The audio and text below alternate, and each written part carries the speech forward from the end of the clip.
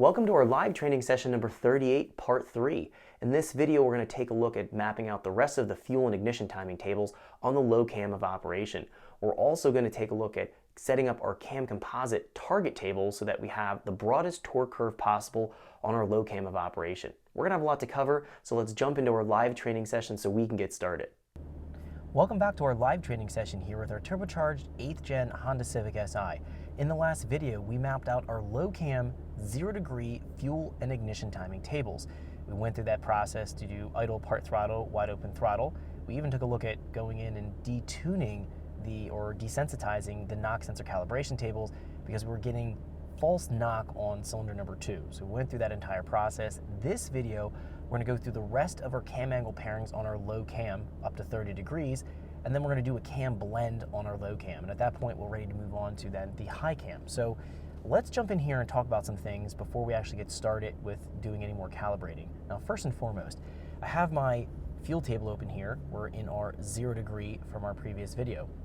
Looking at our two-dimensional lines here in our table, I want to point something out that's going to be quite interesting, and you'll find that it's going to give you a little bit of verification if you're doing your tuning process right. Now, I have the luxury of having this on a chassis dyno, so I can see the actual torque plot versus what I'm looking at here on the actual screen with my laptop. Now, as a kind of a checks and balances of looking at our fuel table, obviously we know we're hitting our target air fuel or lambda overlay here, showing us plus or minus maybe 2% difference from that target.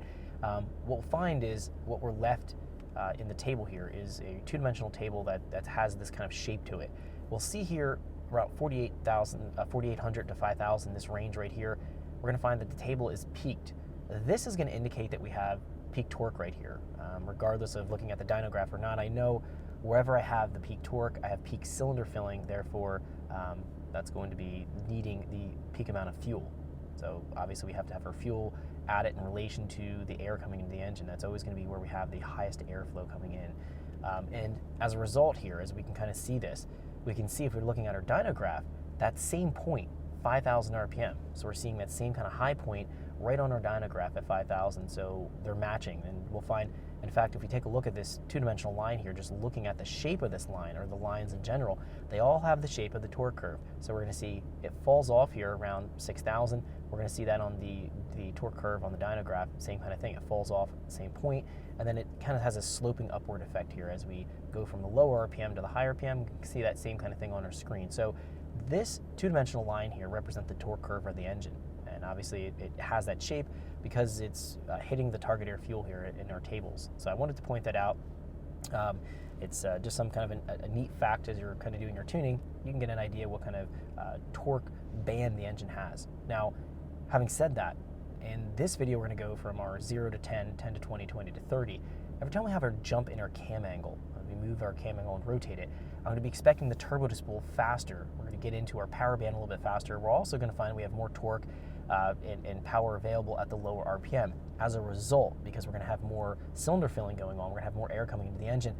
Every time we move up here in our tables, we're going to find that we have to add more fuel up to a certain engine RPM, and then we'll find above that it probably doesn't make a whole lot of difference because the power isn't going to be changing a lot at the high RPM. Again, we'll look at that as we kind of go along here. Thanks for checking out our teaser clip. If you want to see the rest of this video and more than 500 hours of current EFI training we have to offer, make sure you click right here. If you want to go and check out more teaser clips from this training course, click here, and you don't want to miss any of the videos we're going to be releasing on this channel, so make sure you subscribe and click here. Thanks for watching, and I'll see you guys later.